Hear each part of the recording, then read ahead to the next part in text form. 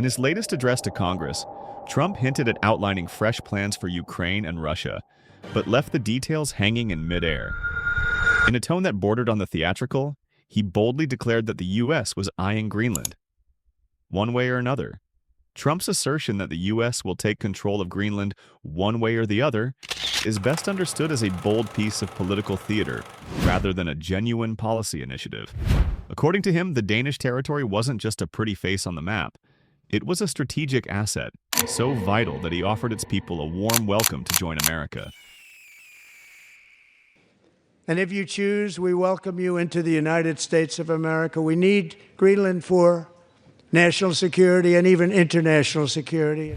Not stopping there, Trump defended his recent foreign policy maneuvers, including imposing new tariffs on our neighbors to the north and south.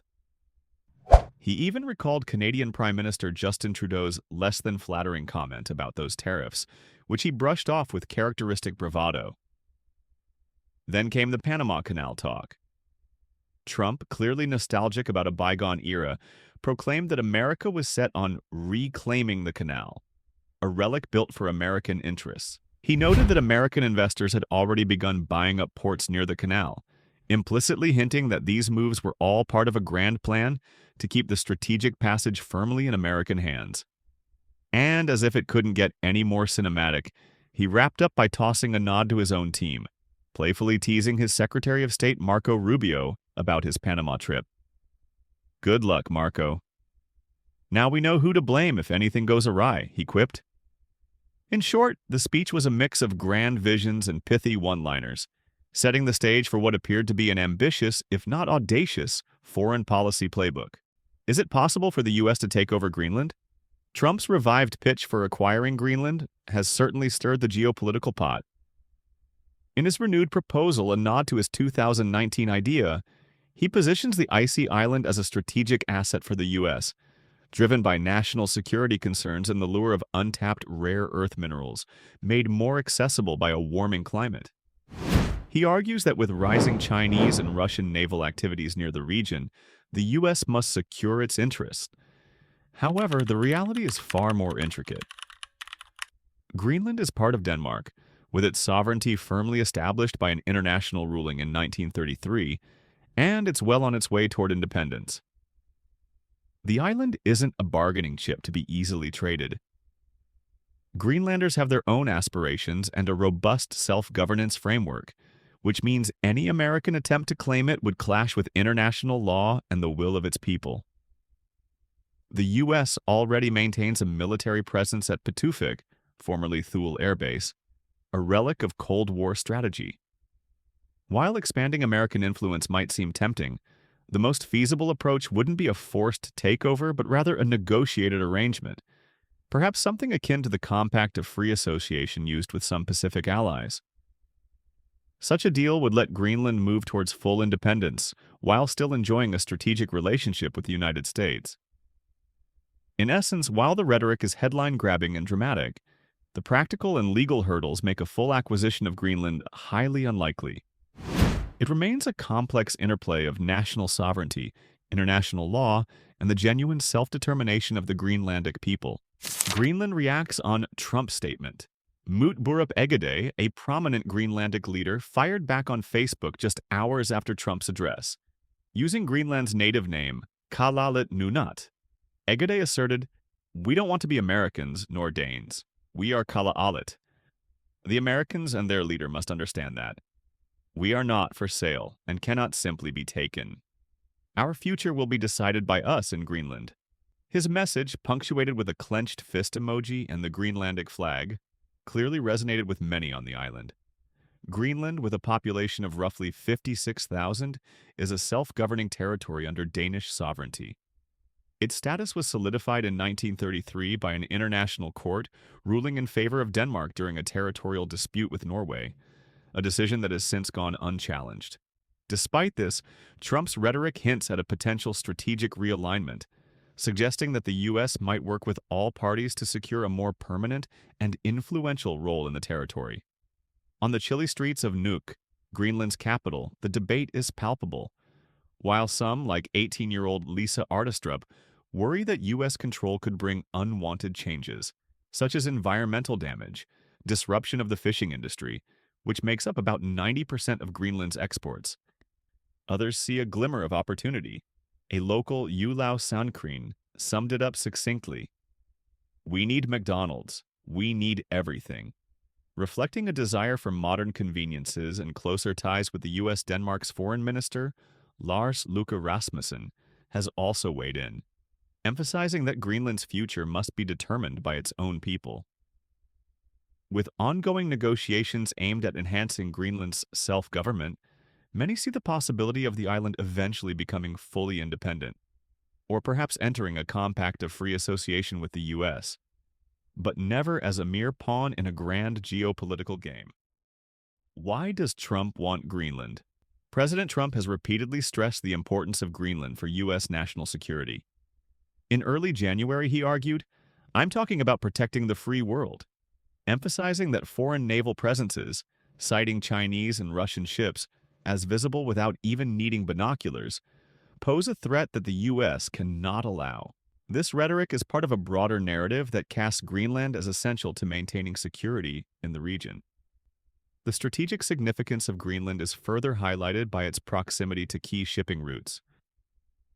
An illustration from the European University at St. Petersburg maps out the Northern Sea Route, a shorter Arctic passage that has recently seen unprecedented winter crossings by Russian tankers. Western nations worry that this route could be exploited by Russia and China to expand their influence in the North Atlantic, thus altering the regional balance of power. Local experts add further nuance to the debate. Frank Sayerson, an associate professor at the University of Copenhagen, notes that from an American perspective, Greenland is a critical asset, and any foreign investment or activity on the island could be interpreted as a security threat. Meanwhile, human rights lawyer Pernille Benjaminsen points out that strained ties between Greenland's semi-autonomous government and Denmark might be an opportunity that leaders like Trump are trying to capitalize on. Beyond its geopolitical significance, Greenland is also rich in natural resources. It is believed to harbor oil, natural gas, and up to 31 different minerals, including lithium and graphite, key ingredients in the production of electric vehicle batteries. A 2023 report suggests that Greenland could potentially supply substantial amounts of rare earth elements, such as neodymium, vital for electric motors. Currently, global supplies of these minerals are dominated by a few countries, which has led to high prices and concerns over dependency on a limited number of actors. However, the challenges of environmental impact and high extraction costs remain significant hurdles for large-scale mining in Greenland. Global leaders and U.S. public react to Trump's Greenland ambitions. President Donald Trump's renewed ambition to acquire Greenland has sparked strong reactions both at home and abroad. His recent speech to Congress, where he declared that the U.S. would take control of Greenland one way or the other, has reignited debates over American expansionism, Arctic security, and the principles of national sovereignty. With Greenland's vast mineral resources and strategic location in the Arctic, Trump's vision reflects a broader strategy to counteract Russian and Chinese influence in the region. However, the reactions from global leaders and the U.S. public suggest a steep path forward. Firm rejection from global leaders. The most immediate and unambiguous response came from Greenland's own leadership.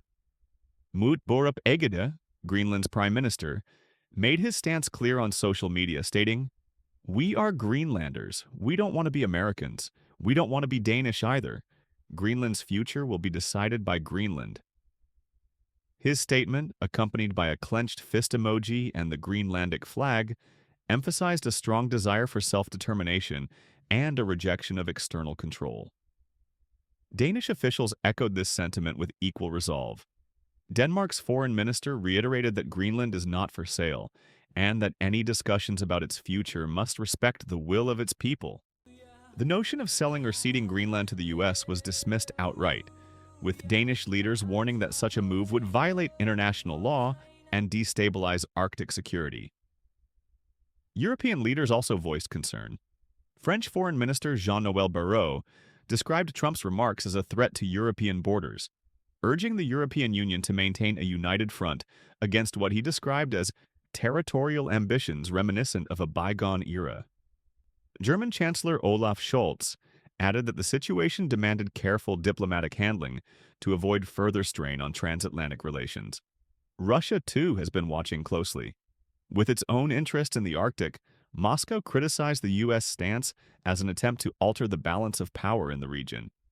Russian officials warned that any American moves perceived as aggressive could escalate tensions in the Arctic, an area already witnessing increased militarization. Divided opinions in the U.S. domestically, the U.S. public is split on Trump's Greenland proposal. A survey by Patriot Polling indicated that 57.3% of respondents supported the idea of Greenland becoming part of the United States, while 37.4% opposed it.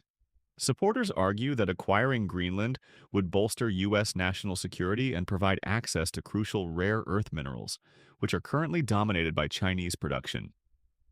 They view the move as a bold strategy to counteract growing Chinese and Russian influence in the Arctic.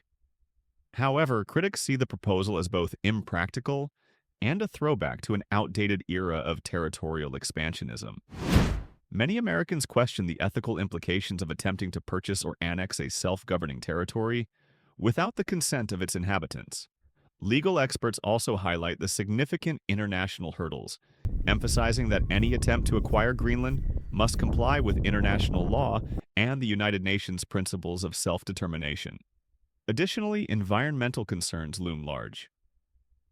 Greenland's vast reserves of lithium, graphite, and other rare earth elements are a tempting target for American strategists, particularly as demand for these resources soars with the global shift to electric vehicles. However, environmentalists and local leaders in Greenland warn that large-scale mining could devastate the island's fragile ecosystems and infringe on the rights of indigenous communities. A strategic asset or a diplomatic minefield? Greenland's strategic significance is undeniable. Situated between North America and Europe and controlling vital Arctic sea routes, it has become a focal point in the great power competition between the U.S., Russia, and China. The U.S. already maintains a military presence at the Patuxent Space Base, formerly Thule Air Base, underscoring the island's importance for American defense strategy. President Trump's reference to growing Chinese and Russian naval activity in Arctic waters underscores his argument for why Greenland must fall under American influence. He framed the issue as one of protecting the free world, pointing to Chinese and Russian vessels as a direct threat to American and Allied security. However, the aggressive rhetoric may have done more to alienate potential allies than to advance any concrete policy. Conclusion: a diplomatic iceberg ahead.